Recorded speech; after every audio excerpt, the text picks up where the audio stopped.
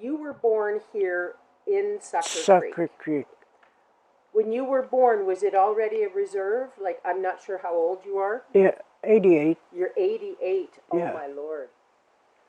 Okay, so that means you would have been born in 1935. 35. Do you remember any of the elders ever talking about the treaty? Do you remember listening to them about whether the government was being fair or whether a good deal had been struck? Do you remember any of those kinds of conversations? Just with my parents. My dad was born here. His mother was a Willier. And they used to talk about the treaties that what the government gave us, and they said all this, I don't remember everything, but I remember we used to get rations, they used to call it. We used to have little packages like during the war, I remember that, and then we had the stamps, and then we had to buy groceries from that. And then my grandmother was Sophie Willier, but she married a cardinal. And she was a widow by the time I was starting to know stuff. She used to use her team to go to drift out to get the rations. She used to get flour, sugar, lard, tea, and a few other things. That's where we used to go and get our rations, like welfare, but that time it was rations. It was during that period of time, that was World War II, Yeah. and that was everybody was on rations, didn't matter who you were. Did you find yourself going to residential school? Yes, when I was 7 years old, because that time when you reached 7, you were told they have to go, or else your parents would go to jail if you didn't. So September the 1st, we were on our way to Jussard by team. And we stayed there till June, end of June. So you didn't get to come home to see your family? No, not when I was in the residential school. How long were you in residential school? From 7 years old till I was 16. So 9 years you spent in residential school. What was your experience like? Your first day going to school, what happened? I guess I was confused. I didn't know what, but I had 2 sisters that were there too. They were older than me. And I thought, well, this is the way of life. That's how, if I wasn't there, my parents would go to jail. But while in the residential school, for me, what I remember is the winter. That was the worst part. Why was the winter so hard? Because at noon hour, you had to go outside. When we were done our meal, we had to go outside till 1 o'clock, till we went to the classroom. No matter how cold it was, we had to go outside. And what I remember, when I was just small, maybe 7, 8, early on anyway, we used to stand by the door and just shivering, just freezing. And the other thing too, I can't forget, it just upsets me when I think about that part. We had about 10 toilets outside. And you know how little kids, sometimes they can't wait till piss on the floor. Like, they can't hold it. So there was ice there. And then when you did number 2, it was all stacked up. Because there was big girls and little girls. There was no, which one was open, that's where we went. So I think that's why I have a weak stomach. But anyway, when they got over that hole, they had the big girls to get a shovel and knock that off. That was in the winter time. That's why I say that was the worst. And even though we had toilets in the girls' side, there was about 4 that we could have used. We weren't allowed to use them.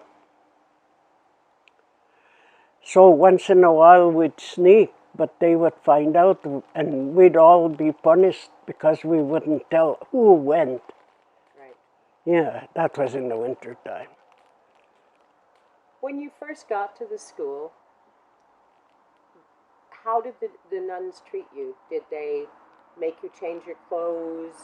What happened? Yeah, we had just to play around, just like every day. We wore a certain kind of clothes, and then we had aprons, and we had woolen socks for the winter. And now they call them moccasins, but they were leather. Right. Yeah, and we used to freeze in them in the winter time. What kind of people were the nuns that taught you? I used to like what we called the baby class. Today it's kindergarten. Right. I used to like that one, and grade 1 too. I didn't mind it. I think it was in grade 5 we had a teacher that was kind of, well, I shouldn't say really mean, but you know how kids are. She had a wart on her nose, and you couldn't do this because right away you get in trouble. She thought we were making fun. Yeah, that one. And anyway, grade 7, I found it hard, especially with the math. Didn't quite get it. So when you came to school, did you speak Cree at home, or did you already understand some English? no, I spoke Cree.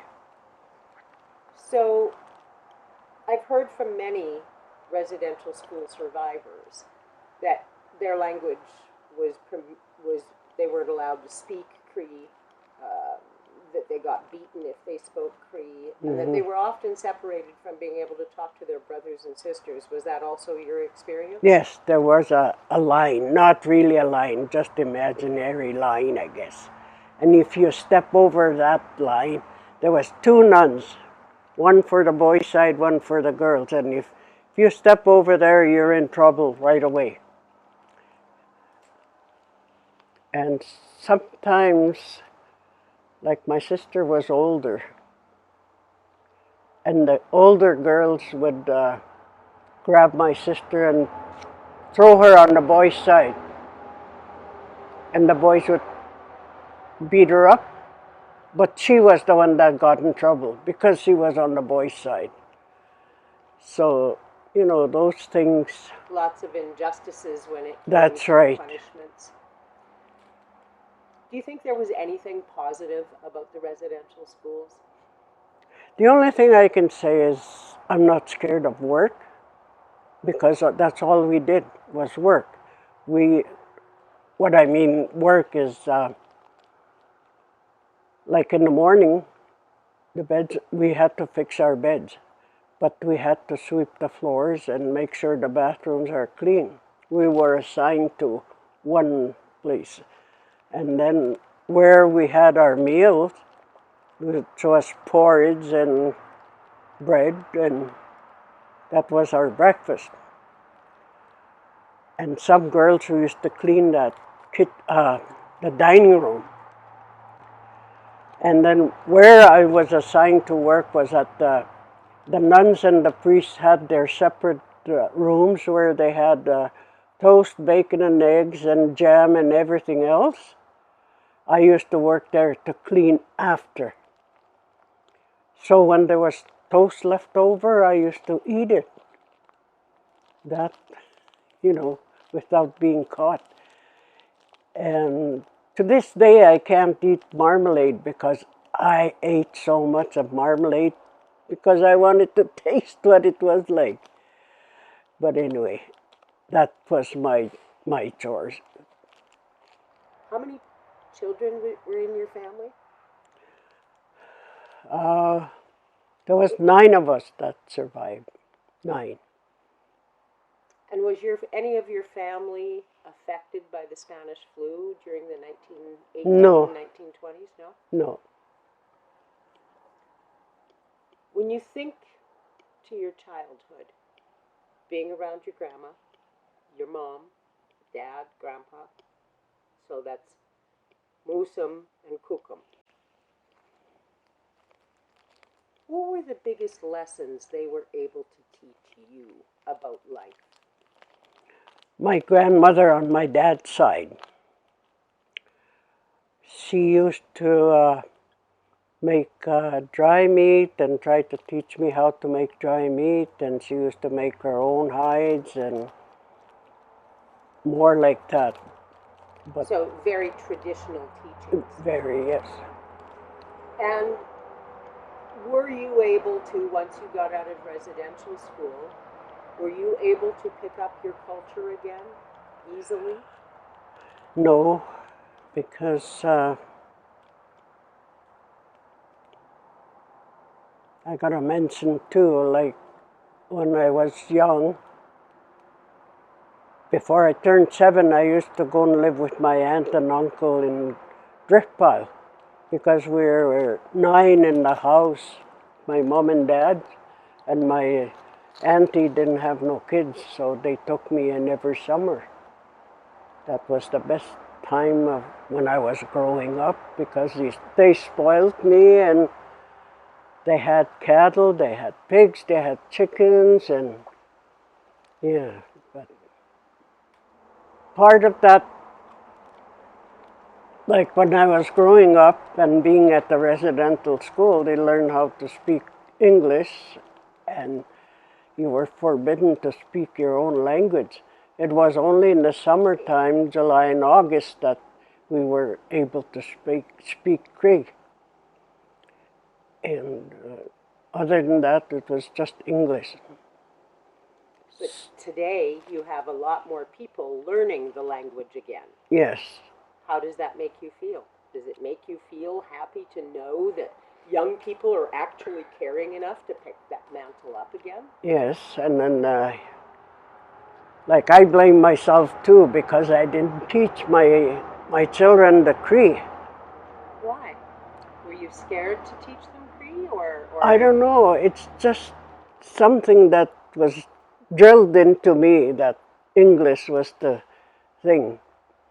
And then we don't live far from town, and you had to speak English. And when my mom used to make moccasins, we had to take them to this little town here in Ilda to sell the moccasins. We had to speak English. So teaching your children Cree just didn't seem very practical. No. What about prayer? What about smudge? Were you able to teach your children those things? No. I started when in the late 60s to learn about the smudging because my brother was really involved in it, my brothers, I should say, and then he got us to start using the smudge, the tobacco, and we used to travel as far as Montana, Wyoming, to attend the sweats and ceremonies. So that's how I started to learn. And were you able to get your then adult children to start learning as well? Yes. I didn't know my history when I was young. Like I said, in the late 60s when I started learning about the history. And back then, the nuns and the priests were more involved, and we had a church here in Sucker Creek, and the priest would come every Sunday And my family, in the 60s, my family used to have sweats. This medicine man used to come from Wyoming. And the people here would say we were worshiping the devil and stuff like that because the priest was still coming. But my brothers studied everything about the residential school and knew what happened to the Indian people. He was against the Catholic. Which leads me to my next question. A lot of Indigenous people are still Roman Catholics. Yes. Why do you think that is? Because that's how they grew up. Like even here, they say they're Catholics, but we don't have a church. Very few go to church, if they go. But when you do the traditional way, you pray every day. You don't pray just on Sunday. You pray in the morning, and even when I'm driving, I still pray that I'm protected. And at night, and I pray for my children. That's what I believe. Do you see a difference today in the way the families interact with each other, support each other, care for each other today compared to, say, back in the 60s? That part, the families were more together, and they used to help each other. Like in the summer, they used to go down to the lake and make hay and stuff like that. Even my grandmother has a lady, she used to make her own hay and stuff like that. She had horses. So they helped her, and my dad helped her too. But, there's back then it was 4 miles from where we used to live to come to my grandmother's place. And we used to come there every Sunday after church because my mom was a real Catholic. She was brought up like that. She was from Lake St. Anne. But my dad was born here, and he didn't. I never seen him pray. My grandmother on my dad's side, I never saw her pray or go to church. So I can't say what she practiced, if she did. But she was a strong person, and she raised all her kids when her husband died. Yeah. Many years ago, when the people of this region were under siege with residential schools, 60s scoop, the Indian Act, the whole division into 5 different bands. Mm-hmm. Did those things all play a role in separating the families from working together, do you think? I think so. Because like I said earlier, my grandmother used to go to Driftpile to get her ration.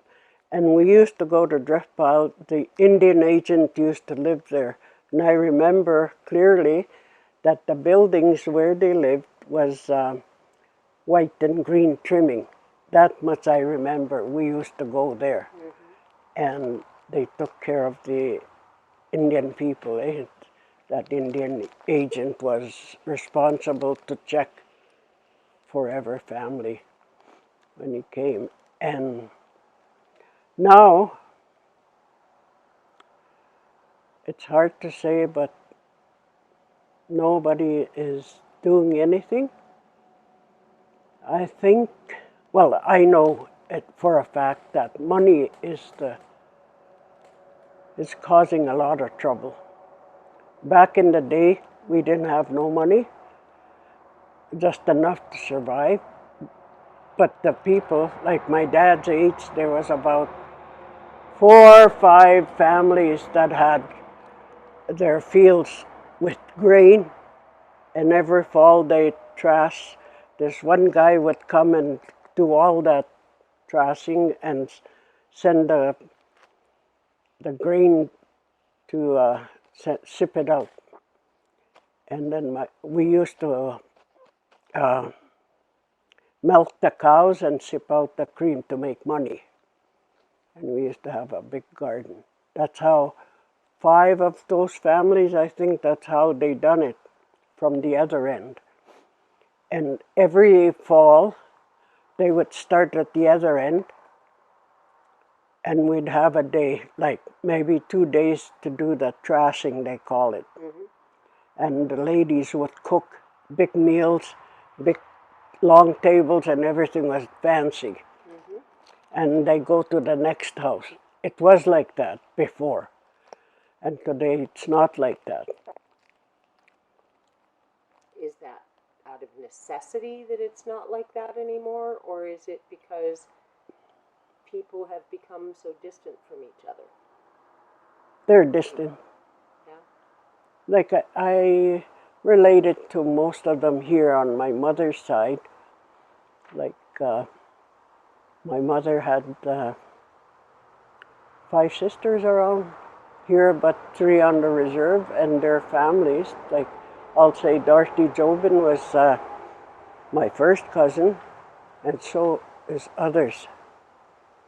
And if we don't happen to be at the meeting to talk with each other, we don't visit like before.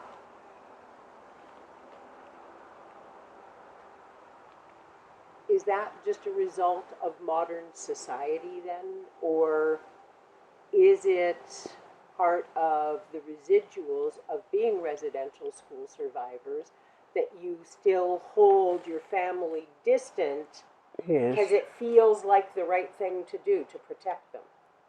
I think so. So even all these years later, the residential school is still winning because it's still pulling families apart. Right. Yet And the only influence now is what's in your soul and in your memory. yeah, what do you want to learn? How you want to live? And a lot of these people, they say they're Catholics, but they don't go to church. They don't attend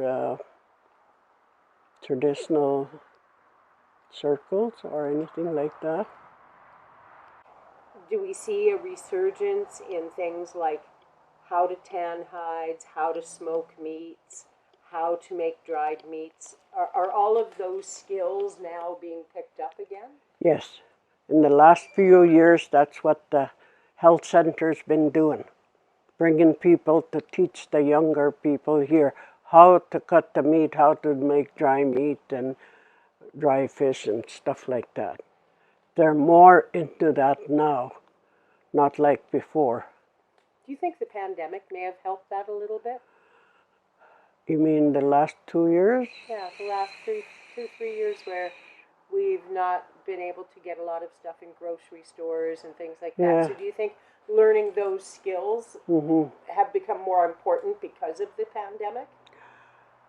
I don't really think so. Because why I say that is the health center we have here, the director, with our,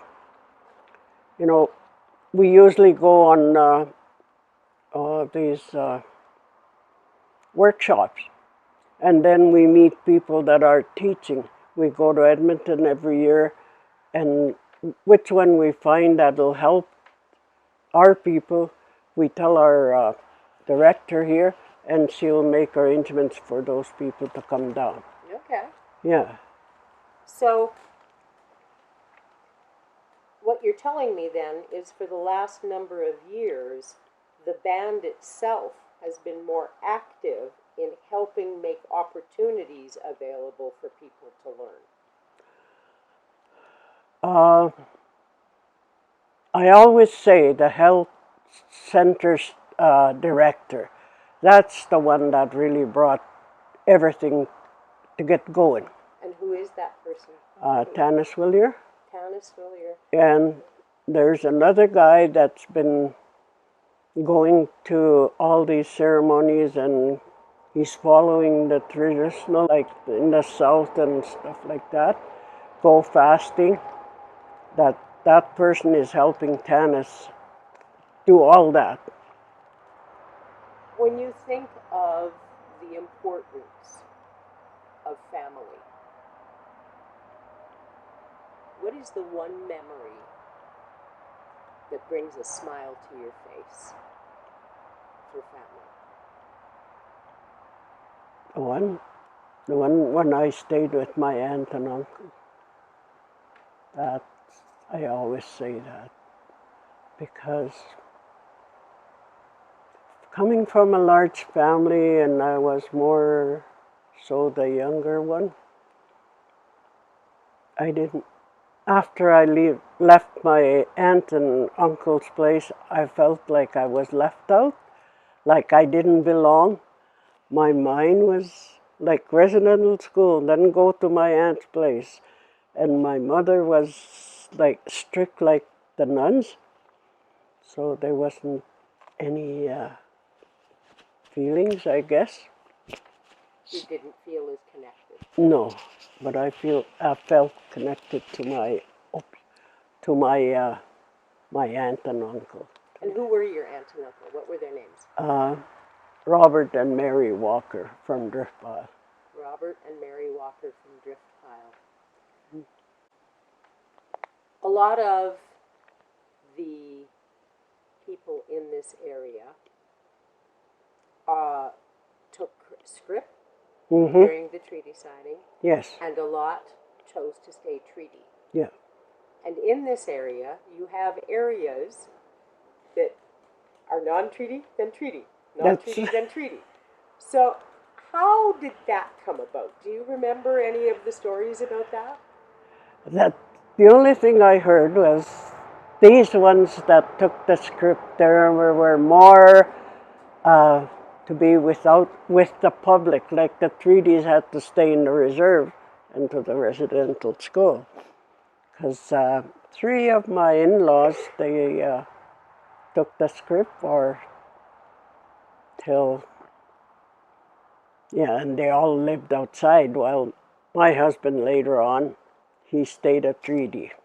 Okay. But all his siblings Took out. scrip. Yes. Why do you think that was? What do you, like, I read these history books, and we're talking 125 years ago.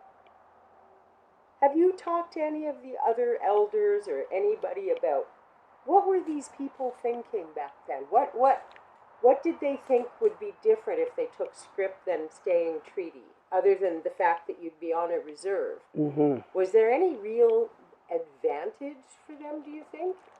The only thing I remember, what I heard was they were free to go to the bar and drink. That's the only thing. Other than that, it was the same thing, like, The Indian agent still controlled a lot of your life, and you still had the Indian Act to deal with no matter what. And so now the only difference was some guys could drink and some guys couldn't. Yeah. Okay, that's a revelation for me. I hadn't heard that until today. Oh, okay.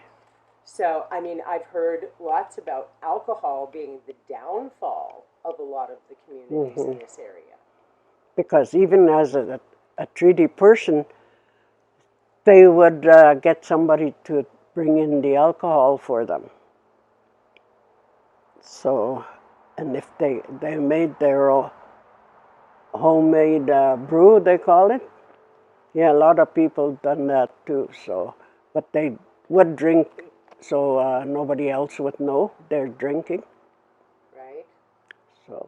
Finding any kind of things like that happening here with food and culture actually healing people? Oh yeah, right now, especially with the younger generation, the older people like my mom and dad's area, that they used to live on meat, potatoes, and turnips, vegetables, and berries. Because we used to go and pick berries every summer, had a big garden. That was for the winter. That's how they lived. But not anymore. it's just a takeout and stuff like that, which is easier. So, It's easier, but is it healthier? no. If you could give your grandchildren one gift, what would it be?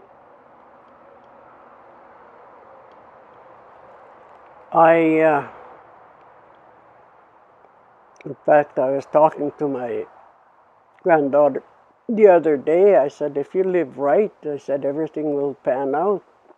You don't have to be, waiting for something to happen. Yeah. And I would want them to be healthy and not drink or drugs, because it destroys people. I know that. How do we help young people? How do we reach out to them and find a way to tell those stories so that we can move them in more of a cultural, traditional direction? In our area here, it's kind of hard. The only way that I know that you can get the young people together is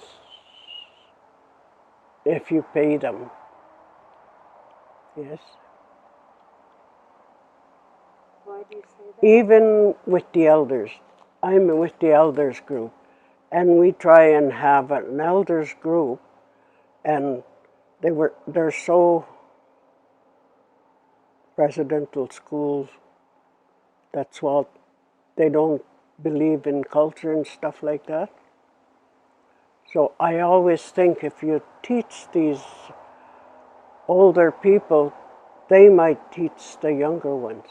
Because if you teach the younger ones, the children, they go home and then if they ask their parents, the parents don't know. Get it? Yeah, because that whole generation's been skipped. Yes. So I always think, train the older ones so they can, you're never too old to learn. I'm still learning. Yeah. And I always say to the group, I went to traditional ways and that's what I believe, because I pray every morning and I pray at night, not only Sundays. Right? And part of prayer for you, does that involve smudge and on yes, a daily basis? Yes. And where do you gather your medicines for things like smudge, for all of your other healings? There's always somebody that gives me stuff. I don't go out in the bush or anything, but people always give me.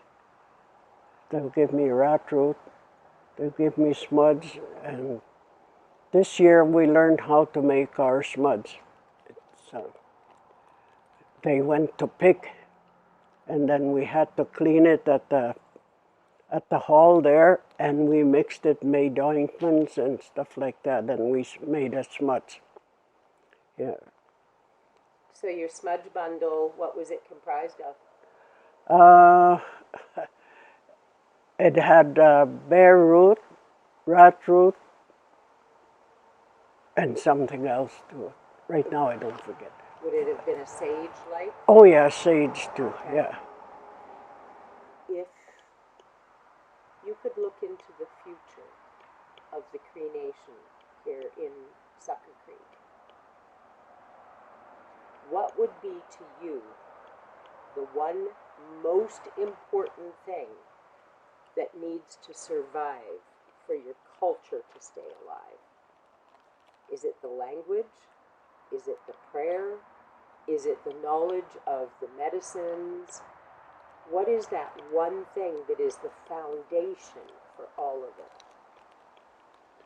Mostly it's the prayer that always comes first, and to understand our culture and pass it on like to the younger people. So when you talk about the prayer, that I take it means addressing the four corners. Yes, addressing Mother Earth, yes. addressing Creator. Mhm. Do you have a specific ritual or routine that you use to express your gratitude? In the morning, I always say thank you that I'm still with The living? the living for today. And how I pray is this is my prayer. And when I went to Capon to teach these clients out there, I done that 2 years, and this is how I prayed. Was I prayed? I said, "We'll pray to the Creator." I said, "We'll pray to the sunrise, because that's a new day. The sunrise represents our lives. We're beginning to live for the day, and then we go around. We thank the Creator for the grandfathers in the south, the mountains. We pray for strength because the mountains are, the rocks are the strength. And then the west represents the wind. I was told, when it's nice and breezy, that's when the healing is with us. So I say, let the wind, spirit of the wind, come into your life to take away all the negative stuff. And for the north, you're thankful for the snow, the white bear that's in my name. That for me, I'm on that circle where my life is right now, where the season of the winter, my hair is getting white, and I'm thankful that I'm reaching there and I survived. And thank you for the mothers and grandmothers that went before us. Give us the strength. Help our people. That's my prayer. Because there's always four things, four corners, four directions. We have summer, spring, and then we have summer, then fall and winter. That's four, like to say. Always be thankful. What is your Indian name? I just got it this last year. I've heard about getting names before, but I never thought I was worthy, or I don't have the knowledge yet. So I waited till last year, see if I could get a name. So I got that name in the ceremony, was White Bear. Mm-hmm. That is one part of your culture Mm-hmm. I've never asked anyone about, and I'm going to ask you about getting your Indian name, your soul name. What is that?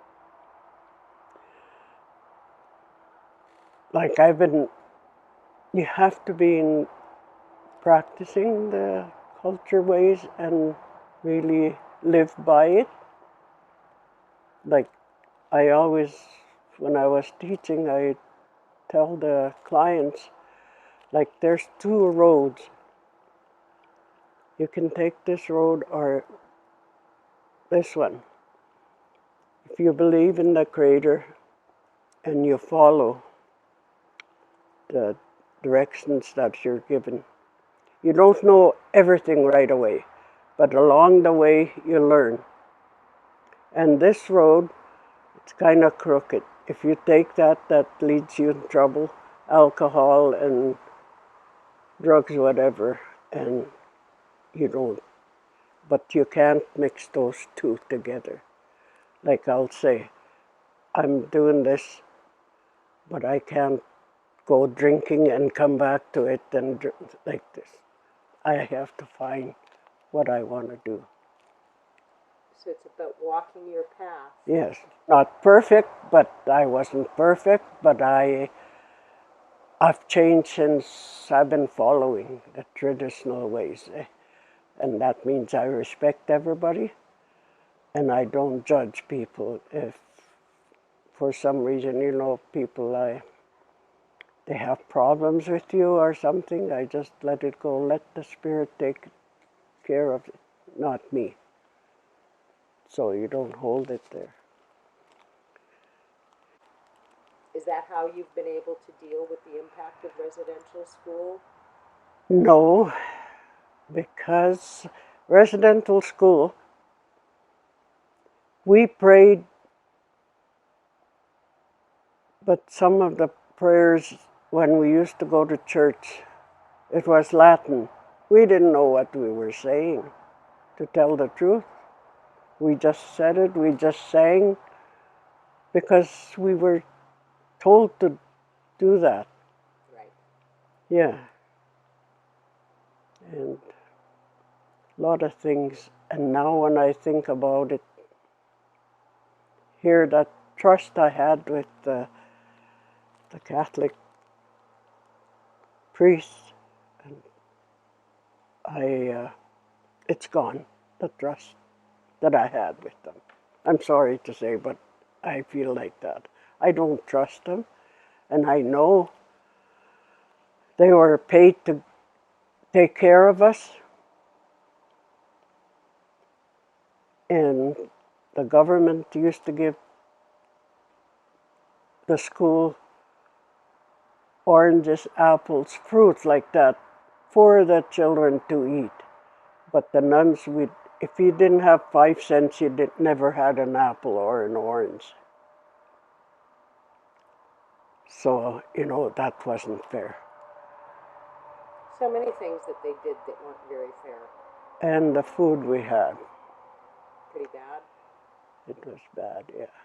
And if you said anything about the priests, you were a bad person. Kind of sounds like some stuff that's going on today, doesn't it? Yes. Sounds like history's repeating itself on a bigger scale. That's right. I had someone tell me that the whole world was being turned into a reserve. That you would own nothing and you would be happy.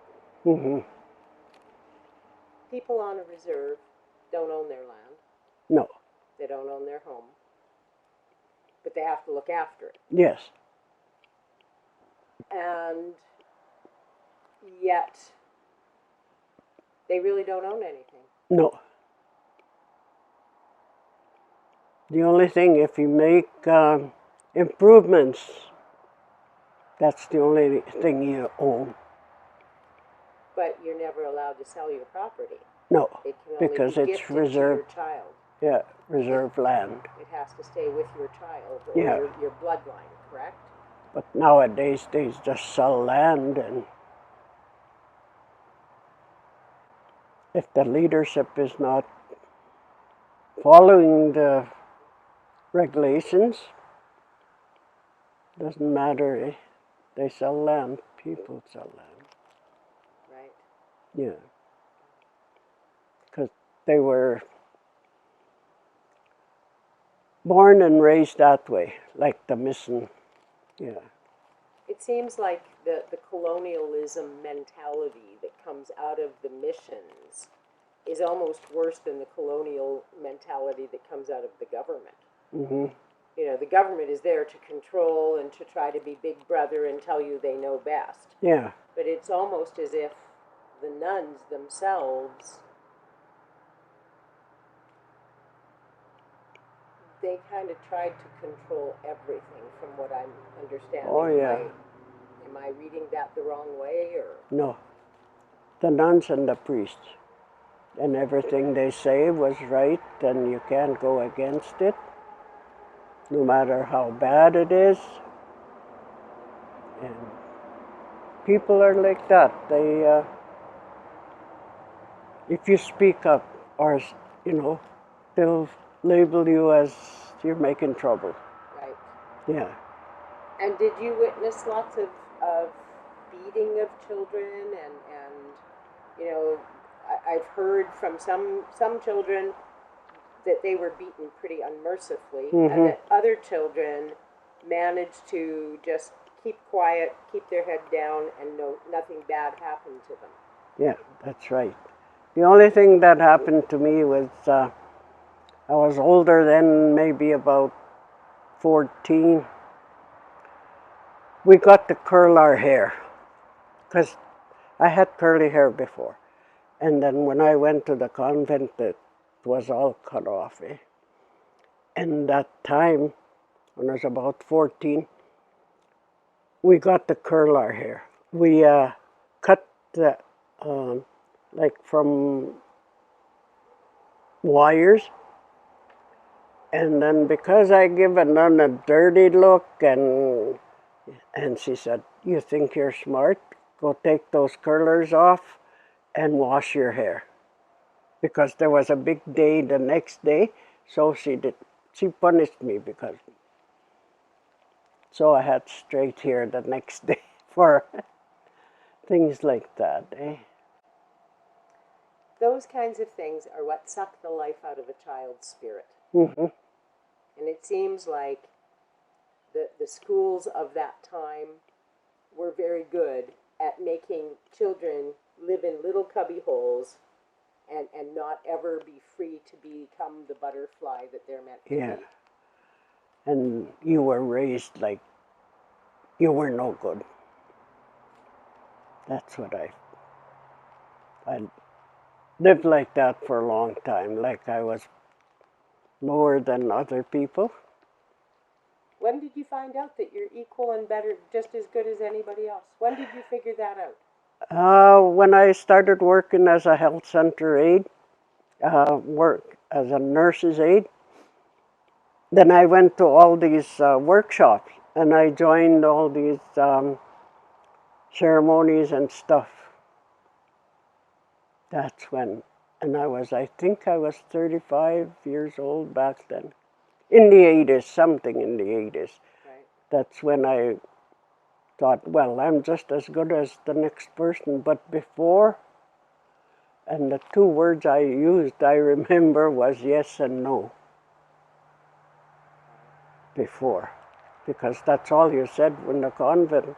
It's, nuns would tell you something, you either say yes or no, you know. And your self-esteem was low, really low, because they kept saying they left their families to come and take care of us savages. That's what we were told. Yep. And you get to believe that. Yep. From 7 years old till 16, your head was not in the right place.